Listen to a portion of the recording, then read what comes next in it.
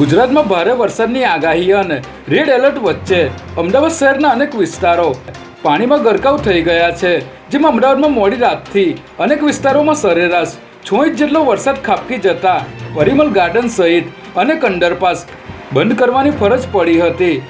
પરિમલ અંડરપાસમાં ખાનગી બસ ફસાતા ફાયર બ્રિગેડની ટીમે તમામ મુસાફરોને રેસ્ક્યુ કર્યા હતા. ત્યારે કેન્દ્રીય ગૃહમંત્રી અમિત શાહે ગુજરાતમાં ભારે વરસાદને લઈને મુખ્યમંત્રી ભૂપેન્દ્ર પટેલ સાથે ટેલિફોનિક ચર્ચા કરી હતી અને વરસાદથી પ્રભાવિત વિસ્તારો અને બચાવ કામગીરી સહિતના મુદ્દાઓ પર સમીક્ષા કરી હતી. ફિલ્મી સ્ટાઇલમાં સ્ટન્ટ કરી એસજી હાઈવેને બાનમાં લેનાર વધુ 6 નબીરાઓની પોલીસે ધરપકડ કરી છે.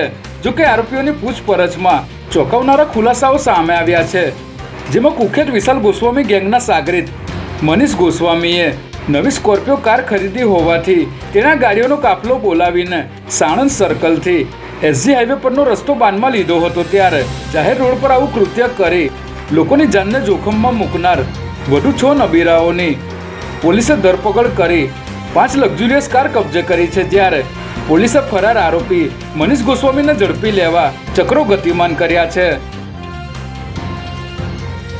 આજે જન્માષ્ટમીના પાવન પર્વ નિમિત્તે દ્વારકા શામળાજી અને ડાકોરમાં લાખોની સંખ્યામાં ભક્તોનું ઘોડાપુર ઉમટી પડ્યું છે, જેમાં આજે સવારે દ્વારકાધીશને ભોગ ધરાવ્યા બાદ મંગળા આરતી કરવામાં આવી હતી.